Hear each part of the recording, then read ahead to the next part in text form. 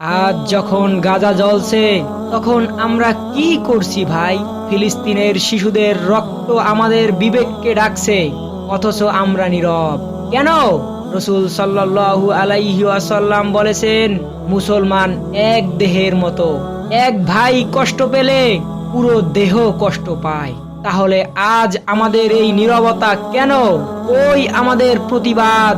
কই আমাদের দোয়া? মুসলিম উম্মাহর দায়িত্ব শুধু দুঃখ পাওয়া নয়, সত্যের পক্ষে দাঁড়ানো, জুলুমের বিরুদ্ধে আওয়াজ তোলা। আজ সময় এসেছে আমরা সবাই একসাথে বলি, ইয়া আল্লাহ, ফিলিস্তিনকে মুক্ত করো, ফিলিস্তিনকে মুক্ত করো, ফিলিস্তিনকে মুক্ত করো। আমরা মুসলমান, আমরা এক দেহ, আমরা এক কণ্ঠ। গাজা একদিন জিতবেই ইনশাআল্লাহ।